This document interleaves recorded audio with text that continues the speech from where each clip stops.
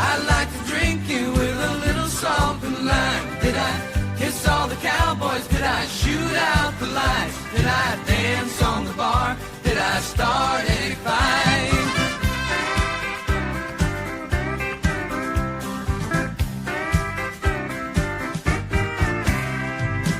Now wait a minute, things don't look too familiar. And who is this cowboy who's sleeping beside me? Well, he's awful cute, but how'd I get his shirt on? I had too much tequila last night. Welcome to Off Day with Ballpark Nation. Andy, Tom Chesson, Jim Christopher here. Andy, what kind of hat are you wearing, and how come you can pull it off and I can't? And that's not fair. Well, it has to do with the fact that I'm in New York, New York, living right now for at least 6 more hours. You need to. I was surprised you didn't take the opportunity to play Fairy Tale of New York as the opening today. Oh, you know what? I definitely need to start working in some. It would have worked. I'll be in Seattle Monday, so you can play something about a dumpster fire and a bunch of hippies. Yeah. I'm sure we can find something. Probably a Jerry Jeff Walker song. Anyway, did you know that lotion had more than one use? I've only used it for one thing, and evidently it's good for your skin. And this is what I found out in cold weather in New York. Let's just say Eminem talking about jerking it with Jergens was probably about me. It's good if it doesn't have like a menthol to it. I can tell you that. Then it definitely is stinging as soon as you're done. Yeah, but you can pull off that kind of hat. It's like a Newsies hat. I can't pull that off. I think Page Boy hat is what it's called. I think it's just more of a recognition that I'm 4 years older than you and rapidly declining. So this is the kind of thing with this hat and a shawl will pretty much be my go-to, even back home in Houston when it's 70 degrees, still with a shawl and this hat. Every 4 or 5 years, I try to get one and see if it works, and it never does. Oh man, we've got a major error going on, so I don't know what we're gonna do. Let's see. Yeah, we're just gonna keep rolling with it, and I'll just release it live when we're done. So that's why we're not getting any live viewers. Oh well.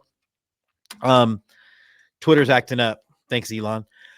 But I'm rocking and rolling with my Army shirt on today.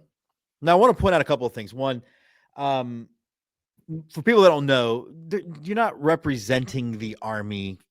Like, it's West Point versus Annapolis. It's not really Army versus Navy. But I'm curious to you, in part, people should know, because lots of ways to get commissioned. ROTC has done a lot through Texas A&M. Most of your good officers come from neither West Point nor ROTC. They come from Officers Candidate School, which means they were enlisted first. Although then they can't get higher than colonel because caste systems still rule in the military. Do you watch the game? I do I guess it's less important from a watching standpoint when it's kind of simultaneously happening with championship weekend, which is now a thing. Mm-hmm. But I am of the age where that was just something that was on TV the last weekend before any bowls were played every year forever. And so that, I think, habit out of anything has me watching it. As far as rooting interest, I don't really have one, although I should support my brother who served in the Navy for 6 years. So I guess but my grandfather was in the Army. My father was in the Chair Force. So I could go, lots of ways, lots of different directions. And ultimately, unfortunately, the best thing about the game the last, 20 years has been the uniforms. So I'll be looking forward to that. Yeah. I mean, this is what they're wearing on the side of their helmet in honor of the Army's 250th anniversary. Am I doing the math right? Yes. Yes. Yes. No, it's interesting because I remember being deployed to Bosnia and them dragging us all out in the snow so we could yell, "Go Army, beat Navy," and it being on ESPN. And apparently that's one of the ways my parents knew I was still alive, because I wasn't very good at keeping in touch with them. Oh, well. That's probably not for you. One of the things I was thinking about this game, we probably don't want this to turn into a therapy session. No, we'll just move forward with whatever's first on your agenda. I want to talk about this game, though. Coffee knowingly. I want to talk about this game, though, from the reference, though, of the college football playoff, which we have a lot of college football playoff talk today because of just the drama around all of it. But do you worry, though, as we become look, this thing is going to grow to 14 or 16 teams, probably as soon as next year, because the Big Ten and the SEC take over control in January. Yep. And again, we're going to get into a lot of this drama, but do you worry though about games like this or some of the other bowl games becoming less important as we become much more like NFL light when it comes to this stuff? I think it's always going to be a fine line between trying to keep your, 47 different bowl sponsors happy and what's best for the sport of college football. And you can make an argument literally either way, because some of those communities make a lot of money on hosting that bowl, and those companies like spending the money to sponsor and get their names out there. All the reasons that you have bowls at this point. But I don't know that they have a place in 2030, 2040 NCAA football. I still think, as we've talked about kind of ad nauseum, one of the ways to save bowls is going to be this eventual split off between the top 32, 64, whatever teams, whatever that number is, into a upper division of college football, and then everybody else in the next division with Baylor. Those teams could keep the bowls alive. Those teams would have enough regional draw in most of those places, and you go back to where the bowls are really regionally tied to a conference. I think there's a world where the bowls can exist, but the playoffs render most of this stuff meaningless. I think we're going to get to a point fairly quickly, especially if some things happen even this weekend, where maybe conferences don't have champions anymore. Maybe a regular season champion's all they're going to have, and it'll be determined by mathematical tiebreakers or flipping a coin at a gas station, as is the tradition in Texas. Right. So either one of those things could happen. But yeah, the college football of our youth, and I don't mean this in a sad way, just kind of it is what it is. College football that we grew up does not exist anymore. It's not a thing. It is a completely different world. And I'm not bemoaning NIL. I'm not bemoaning transfers. I don't like the unlimited transfers, but it is, again, part of the reality. TV dollars are too big, and the schools, you're seeing, even with a lot of TV money in conferences, schools starting to separate from one another financially. And there's just going to be a cutoff line where there is no point in letting Miami, Ohio, or JMU, or any group of five school into a tournament with Texas, Alabama, Ohio State. It's just because those literally are the games they would buy at the beginning of the year to warm up for the season. Yeah, well, that's actually a great point. I haven't heard that articulated that way, but you're totally right. So we're going to look at both of our teams in relationship to the playoff, because both of our coaches have been pretty outspoken about the playoff kind of not doing what the playoffs said they were going to do. Now with Texas, it's a higher stakes because it's about where they are. With A&M, Elko's talking about seeding. Let's talk a little bit about A&M's position right now, because I think Elko has a point. You're a team that went 11-1 in the SEC. You're the 5th seed. There should be no other discussion, but somehow I think you're 7th. Like we are 7th with very little hope of moving up. What? At this point, most of my friends that talk about this stuff with me are hoping we don't move down to 8 somehow. So, okay, so talk about it from the A&M perspective, because I know the Longhorn perspective is much more third rail. So let's warm up to when we get there. But they simply put are not doing what their own charter says that they are supposed to be following as far as criteria.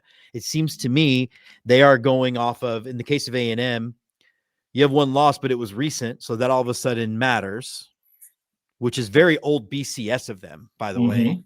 And then also not looking at things like the strength of schedule, while maybe not compared to the other SEC teams in the league, in the tournament, or just outside of it, certainly better than any of the other teams in the playoff right now. Yeah, its strength of record is another metric they're supposed to be using. I think the issue is that, in the interest of keeping things human, we've created this committee that is going to be flawed because it's humans and humans have biases, whether it's Notre Dame as a name brand and has to be in, even though Miami might have a better argument, or it's, there's a certain case system even amongst the blue bloods that probably shouldn't exist, but does historically. There's still a world where people think Nebraska is a blue blood. I guess if you go far back enough, Yale is a blue blood. Okay. Instead of, I think what we've gotten to is this weird world where we can't seem to say out loud that the conferences aren't equal, that there is SEC and Big Ten, a giant drop, and then Big 12 and then ACC of what is now the Power Four. Most of the schools in the Big 12, I'm going to say most, but half the schools in the Big 12 now were a group of 5 schools 3 years ago. Yeah. And the difference between, people are going to argue basketball has a committee and they usually get it right, and baseball has a committee and they usually get it right. The problem with basketball is that they play 40 games. Baseball plays 60 games. There's a bigger set of data to choose your correct opponents, correct and seeding, correct everything from. In football, you've got 12 opportunities to pick 12 teams. So the margin of error is great. The nitpicking has to be high. And I don't necessarily disagree that A&M should be 7th. I don't like it. 6th would have felt more fair, but they've created a system that it's not quite math and it's not quite art. So there is no fair because nobody can hold them to any criteria, even the criteria they said they were going to be really harping on this year, coming into trying to avoid some of the stuff that happened last year. They didn't. And so we have what we have, which is a system where you could argue there's probably 4 teams that are going to be in and 4 teams that might need to be in ahead of them if we were truly doing a tournament of the best teams. Well, before we move on to the Texas part of the argument, I mean, I do think, I think if we're going to be honest about it, you have to have A&M at a minimum at 6, because they've already demonstrated the committee has of losing a quarterback or losing a head coach in all of your offense. Because he didn't just take the head coach. Lane Kiffin didn't just go. He took every single offensive staff member. You can't tell me that should not give A&M enough of an edge to have moved above Ole Miss in that scenario. And I will give the committee this is a fairly unique situation, but it's a situation they need to come up with a better answer for, because it's going to keep coming up now. Unless they change the calendar. Unless they change the calendar, which the NCAA shows no interest in necessarily doing for whatever reason. This is going to come up over and over. I think there is a very legitimate argument that Mike Elko and some other coaches have about where Ole Miss landed in the thing. And I get not wanting to penalize the kids, but the same organization or a version of it had no problem punishing Florida State for losing their quarterback in the championship game of their conference by dropping them from what was then a 4-team playoff completely, because the future didn't look as bright as the past did. Yeah. You can't tell me without Lane Kiffin, Ole Miss is going to be as good a team. Pete Golding has never been a head coach before. There are things you learn on the job. And I don't know that a playoff game's what I would consider a great place for OJT. But that's the situation they're in, and they seem to be not being penalized for it at all. I think there's also the thing we don't want to talk about, that the BYUs and the Texas Techs of the world going 11-1 in the Big 12 is not the same as going 11-1 in the SEC or the Big 10. Especially the SEC, especially this season, because you have a team. And I'm not covering for Texas when I say this, but Florida would not be 3-8 in any other conference in football. They were 3-8 because they played an SEC schedule and played a really hard SEC schedule. And yeah, they weren't a good football team, but I could see a world if they were in the Big 12 with the talent they have, even keeping Billy Gillespie, they'd be in the playoff conversation, at the very least getting a pretty good bowl. Well, let's transition to that, and let's assume that we can say, for the sake of argument, yeah, you should beat Florida, and that's fine. Schedules aren't the same, and 3 of the metrics that the committee says they use are strength of schedule, head to head, and then comparison wins. And so Texas, of the 25 ranked college football teams, has the hardest strength of schedule, 8th overall nationally, number 1 of the teams that are ranked for the CFP. They have a head-to-head advantage for teams that are, I think it was for teams with 1 loss, they're 1-1. For teams with 2 losses, they're 3-1. I think I have to go back and look at that. And then comparison wins, A&M beat Notre Dame and Texas beat A&M. And all of that is not just me trying to pull shit out of my ass. It's actually listed in their charter of how they make decisions. Mm-hmm. I don't see any universe where Texas should not be in the playoff over Notre Dame and Miami if you follow the actual things that they say are part of their criteria. Because to your point, 9-3 in the SEC is not the same as 9-3 in the ACC or 10-2 when you get to pick all of your opponents. And only 2 of them for Notre Dame, I think, had winning records. Maybe 3 had winning records, period. Yeah, so tell Longhorn fans that we're wrong, that Sark is whining, which I hate that phrase because every coach should be doing it in Texas's position. Well, which thing are we talking about? Because I don't want to play the Ohio States of the world because there's no benefit of it. I disagree with that. We'll get to the Ohio we should be considered for the playoffs at 9-3. It's the problem with the committee as they're constructed because, like you said, there's criteria that they said they were going to follow, and very clearly they're following one big data point, which is the loss column. And so it doesn't matter that you went 9-3 in the SEC. It's that you have 3 losses and somebody else has 1 or 2. And again, if the conferences were equal, I think that's a fine thing to do. I think within the framework of the SEC, for instance, that is a perfectly legitimate comparison. But to argue that the schedule, and Texas was perceived to have an easier schedule this year. It turned out to be harder. Mm-hmm. A&M was in the opposite boat this year, and both schools were kind of in the opposite boat last year, playing the same schedule, just home and away switched. But it's there's still this idea that we're pretending that a Notre Dame or a BYU, which are kind of the teams that you'd be competing for if you were, next out. I don't know that you're there. No. Don't play as difficult a schedule. And they did what they could. They did what they did with their opportunities. I can't begrudge them that. I'm not saying they don't necessarily belong in the playoffs, but if you let Vegas pick, I trust their data a whole lot more than I trust this committee's. They would tell you that Texas would be favored over BYU on a neutral field 9.5 out of 10 times.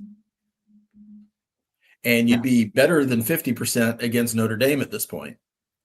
And if that's the case, if they can see relative strengths, not just based on betting, because they're setting the line at the beginning, not always just to sucker money out of you. Vegas tends to know what they're talking about. They're at least using metrics that they can explain and say, this is why we say this line, this line, this line. And we all know that, home field is worth 3 points on the Vegas line. I know we're being degenerate gamblers right now. But it's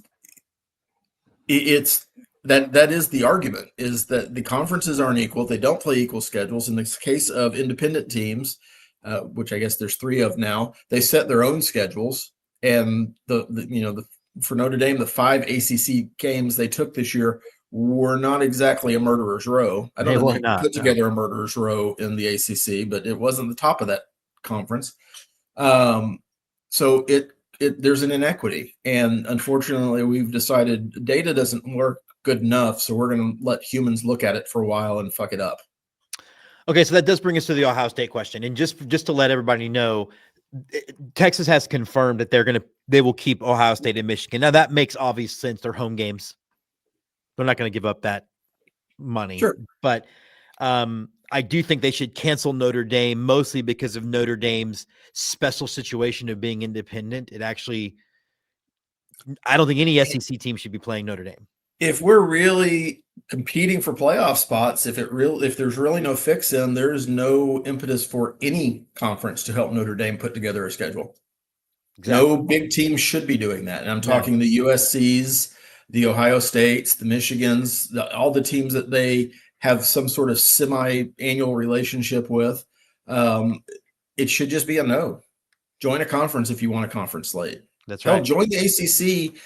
It would at least be legitimate that you're, in the playoffs based on something. Yeah. And then we have a different conversation because I don't know that they could recruit the same way they do to the ACC, but whole different thing. So there's a lot. I know we don't like to use the word equity in this world, but there's a lot of inequity in the way that NCAA is picking these teams now, and it just creates consternation that doesn't need to be there, and drama, which I guess is part of it. If you're ESPN, you want the drama, you want people tuning in to a show that could be a show that literally could be an email. I'm sure they'd rather have Texas in over James Madison as opposed to whatever. But look, I think the thing with Texas this year and Ohio State, I think it falls under both things can be true at the same time. Yeah, Texas should have beat Florida, but if Texas had played Northwestern, they'd be in 10-2. And to our point earlier, all the NCAA seems to care about are losses or wins, so they would be in the playoff had they not played Ohio State. I mean, to that point, why aren't we questioning the SEC's mandate that we're all going to play a Power 4 team as one of our 3 non-cons every year now? They need to get rid of that, especially with going to 9 games next year. I mean, but what's the point of that? There's no point in adding that game with a 9-game schedule, especially. But as a fan, I want to see the good games. Totally. And sometimes the good games are going to be Texas versus Ohio State or A&M versus Notre Dame. Both of those happened this year. Both of those, despite the outcome for one of them, were good games. Yeah. They were competitive all the way through the fourth quarter. You tuned in, you kept watching. All the definitions of what a good game looks like, with the possible exception of the outcome of yours. But it gets to this point where, from the business side, if the only thing that matters is being 12-0 or 11-1 at the end of the day, you shouldn't play anybody. And you should lobby hard within your conference to get the easiest schedule every year. Mm-hmm. And like I said before, you should never give Notre Dame a game because they have a special set of rules that they play with. It's why it's bad for the sport. And I'm curious as to see, I think a big reason why Texas will not cancel Ohio State or Michigan, not just the fact that they're home games, but also because I do believe the playoff is going to change as soon as the SEC and Pac and the Big Ten take over, which is going to be again in January. I know that AI is this big, horrible demon, and that we can certainly agree that it has bad potential consequences to it. But I find it hard to believe that we can't come up with a formula that is equal and equitable with the data points that we have to be able to compare conferences, to get an actual what that win is worth in the conference, and then start measuring these teams against some sort of common set of common data points. I just get the opinion that they're using something akin to the old BCS formula, and then eyeballing it. And the eyeball is always going to benefit certain teams over others. They've created an imperfect system. They doubled down on it by being defiant and not even, hinting at the idea that they could have it wrong, or having to justify everything they say with just quips and barbs instead of actual data. The whole thing just kind of stinks, and it's taking a lot of the fun out of this part of the season for me. And as an A&M fan, I should be excited. It's the first time we're going to be in the playoffs. We're going to be hosting a home game, most likely. None of those things are bad, but it smells the way we're getting there, and it smells the way we're going to end up. In a lot of ways, it smells that certain teams are being left out that should be in over teams that are going to make it. Yeah. I did just ask ChatGPT to give me the lineup, and they would have had Texas in, and BYU would have been out. So, I mean, there you go. There's a couple of other changes I didn't quite recognize just off the top of my head. I mean, since it's not 2008, we don't know that Tech is actually going to win on Saturday. So, yeah. Well, and they're going to I mean, that's the other thing too, but like, I can't even see, like, I do think Texas is cooked when it comes to this. Like, I think there's a lot of talk, well, if Alabama gets blown out by Georgia, but they're not going to drop Alabama, and they shouldn't. Like, that's another thing where it'd be messed up if Alabama gets a third loss and drops when they would have played one more game. Like, you shouldn't be punished for playing in that game. I do agree. You shouldn't be, but then you're going to have I mean, there's going to be an argument, and wake me up if you thought that you were going to hear this at the beginning of the season about BYU being in and Alabama being out, because Alabama has 3 losses and BYU will only have 2. That's how, I mean, we can argue about the group of 5 stuff, but these are 2 D1 teams that nobody would think, oh, well, clearly BYU should be in over Alabama. Yeah. That's the thing. And I know like people want to get mad at schools like Texas and because you always see people that hate both of our schools. Oh, look at them. They're rated so high every year. Yeah, because you're that way because you always have it can be assumed that you're going to have some level of talent advantage over the people you're playing. Nobody thinks BYU is historically good at football. I remember the time that I watched A&M play BYU in a bowl game in the 90s in the 90s, and they separated both of Ty Detmer's shoulders. Like, yes. I don't think that was the closest I've ever seen to execution on national television. So it was the Larry Bud Dolan not withstanding. That is one of the highlights of being an A&M fan is watching Ty Detmer lose both of his arms and I think part of his soul. Yeah, I think so. So that's where it is. Like, I think other thing too is like, I think fans that are. And right now, Sark is taking the brunt of it. And to me, it just reminds me of Orange Team Bad from our baseball fandom. Because of the situation we have, every single coach in that position would be lobbying, and you should want them to, especially when they can point to the committee said this. And there's even quotes of Sark in August being asked, like, are you worried about Ohio State if you don't win it ruining? And Sark saying everything we've been seeing from the data point says we won't be punished if we lose this game. And to a degree, from a certain point of view, Luke Skywalker, they're being punished for losing that game. Big news before we get into some Astros stuff. Colin Klein heading to Kansas State. I think that's a very Kansas State hire for them to go and give an alumnus their first job. But what does it mean for the A&M offense going into the playoff and going forward? Well, nothing unless you believe he can't multitask. He's staying aboard to coach the offense through whatever the playoff run ends up looking like. So nothing will be necessarily harmed from that standpoint. It didn't seem to affect the signing class. I don't know what it means for the future because the long-term future beginning in the offseason, because according to Billy Lucci and some other people that I read, Elko was kind of blindsided like this because last Monday they thought Klein was going to be back as the offensive coordinator, and then University of South Florida offered him the job, and Kansas State realizing that if that happens, they're not going to get him for at least 4 years. And that's if he's not successful, because USF can probably pay about what Kansas State can pay at this point. Yeah, it's a growing program. Yeah. So Kansas State evidently has talked Chris Kleiman, the outgoing coach, into retiring at 52 years old so they could get Klein. So there was a little bit of drama there, but I think it finally became officially yesterday.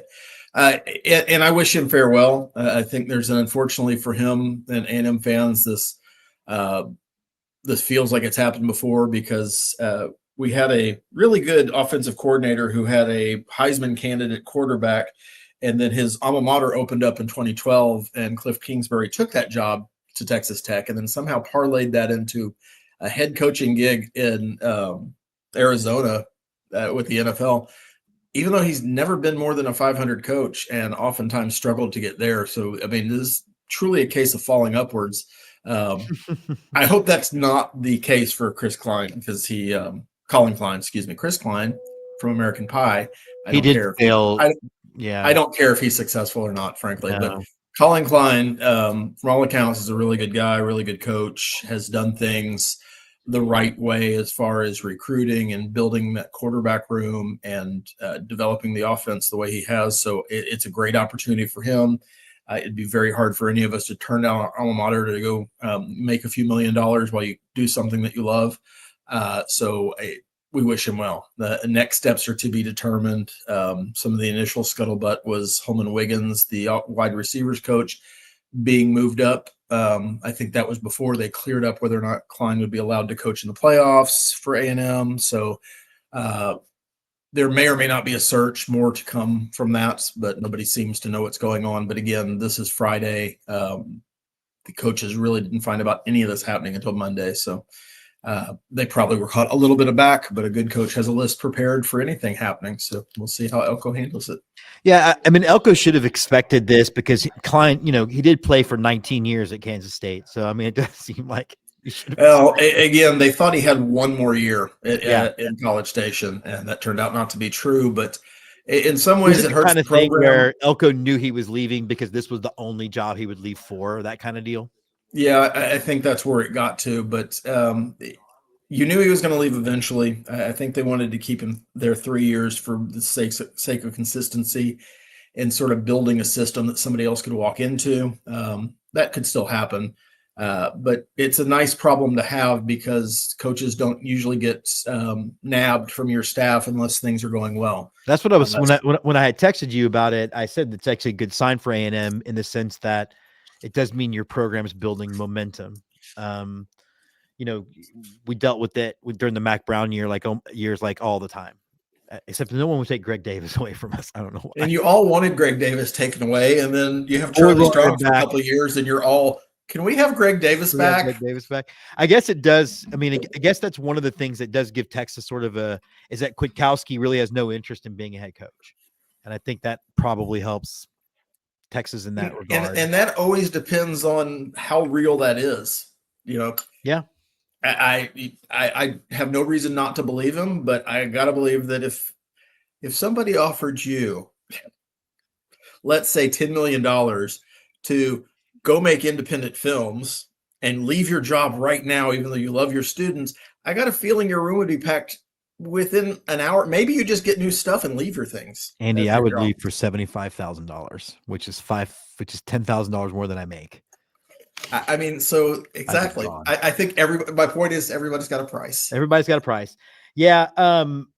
Although I think Texas at least does pay him pretty well, so you wouldn't have to deal with the pressure, but I don't know. Hey, but Josh Reddick was on foul territory, and I love Josh Reddick in so many ways that I was also annoyed by him in many ways, like the wooing and Minute Maid I didn't really like, but completely was asked very blunt questions about Mike Fiers, and much of it started with apparently them being a team text message in which Fiers expressed disappointment that the Astros acquired Verlander in 2017, and Fiers in the interview said I'm sorry, you mean Ben Verlander, right? No, because who would be upset that you acquired Justin Verlander? Yeah, exactly. I could see if you wasted some collateral on Ben Verlander in 2017, that would be a bad move. Well, Reddick compared it to he said that would have been like if I was mad that I lost my job because we traded for Mike Trout. Just go win a championship and I don't care. But it kind of just shows you that there's apparently just that he never really fit in with the clubhouse. He didn't really have a lot of friends there. It should not have surprised anybody that he went full on rat. And somebody, I saw a comment that thought that was very interesting, that the only member of that Astros team that didn't get another job was Mike Fiers. Yeah. I mean, the A's had him for a while because I know it was part of an annual tradition that he would dodge any starts against Houston. Yeah. Always seemed to be injured, but just for the 5 days on either side of a game with Houston. So no danger there, I guess. Look, I hate rehashing 2017. It should be a point of joy for Astros fans everywhere because it finally broke through, and it is for a lot of us. But I'm so tired of talking about it. So when you sent that to me and I had to look at AJ Przinsky's face, that was bad. Growing the beard still doesn't give him a jawline. And I know of what I speak there because I don't have one, and this is why this exists. It's still his chin ends right where his bottom lip ends. It's just a weird thing. Maybe years of being a catcher. I don't know. I thought the whole interview was interesting because he talked about a number of topics in regards to that team. I feel bad that that's probably all he got on the show for. Because I'm sure Josh Reddick has other interests he'd like you to know about. Maybe a bass boat, maybe timeshares in Spider-Man Florida, Lamborghini. something. But I think the candid way that he addressed fires, knowing that baseball players are reticent to tell all, there's probably more stuff that Mike Fires did in that clubhouse that most of us would be appalled by if we'd ever been involved in any kind of team-based organization, whether that's athletics, the military, whatever. The Astros cheated. The Astros were punished. I don't want to hear that they weren't punished enough because they were punished within the limits of the rules at the time. And we can go on and talk about what teams did and didn't do and who were caught and who weren't caught and who got excused by Manfred and who didn't get excused by Manfred. But the fact is Mike Fires became person non grata in the league, and pretty much everybody else on that team was able to integrate somehow on other teams and be accepted. I don't think there was ever a case where somebody, oh no, I'm sorry, Hank Conger, you're early, but still. Even he got a job after working for the Astros, and he was horrible, except for the dance. So it's just, again, nothing surprises me about what you hear about Mike Fires. Does not sound like a teammate, and I think that's part of why you end up in Oakland at this part of their history, at least that part, because that was now 5 years ago, I guess. And I think that's to the point of pretending that his career was over after two starts where he posted, or two appearances where he posted a 7.71 ERA over like 5 innings. With the track record that he had, he's thrown a major league no-hitter. People have made plenty of living off of that. Sure. Somebody would have given him a job, whether it was the Oakland A's or the Miami Marlins or somebody in Japan would have given him a job. Nobody gave him a job because ultimately baseball players don't like rats. Yeah, that's the thing. And that should be enough of an evidence. You know what, Andy? We'll put a moratorium on this subject. And I'm not whining at you. It's like every time you get on social media. Like the very fact that it seemed to be the only thing Dodger fan wanted to talk about after winning back-to-back World Series is mind-blowing to me. Mind-blowing. Well, that's because their man-child Kershaw can't get his brain around the fact that he sucked in the playoffs pretty much every year but one. Every year but one. Yeah. Hey, just real quick then, the Astros have made a couple of acquisitions, kind of lower level pitching prospects, Niclo Zeglin being the most recent one, traded from the Cubs for international bonus money. Nothing about this seems like this is going to be the moves. These all seem like kind of similar to some moves we saw actually work out for them last year, where they're just going to put a bunch of guys in camp and see who can pitch and who can't, and that's it. I still feel like there's lots of moves to be made. We're gonna have a special winter meetings episode on Monday, but I mean, are you over here clutching pearls like, oh my God, these are our moves, or are you zen about it all? December 5th, right? Right. It's December 5th. I'm an hour ahead of you, so I know what happens in the future, and we're still okay. You're still a franchise. I will disagree with the characterization of one of those. The first pitching acquisition this week was Ryan Weiss, not Weiss, because it rhymes with rice, who was very successful the last 2 years in the KBO. Yep. Which plays out to somewhere between a bad major league team every night and a good AAA team every night. So it's not the worst level of competition. His metrics look really, really good, even in comparison to the league. I think he's going to be given every opportunity to be one of the pieces of the rotation. But I think to your point, there's going to be a lot of guys who are told that exact same message. You have every opportunity to be in the rotation because as of December 5th, it's Hunter Brown, part of Christian Javier, and then whatever's left. I think we're entering a world where the Astros are probably going to be in a 6-man rotation for as much as they possibly can be. So you need to have 6 starters just to begin the season with. You're probably going to go through 12 starters. I think we started. I think 25 guys started games last year, dude. Yeah, I mean, if it's a good season, you're limited to 15 starters or less. You need guys. I don't think this is indicative at all of moves that are going to be made, but I do think Dana Brown laid it out for the fan base. It's very likely not going to be a big free agent signing like a Dylan Cease. Clearly that can't happen now.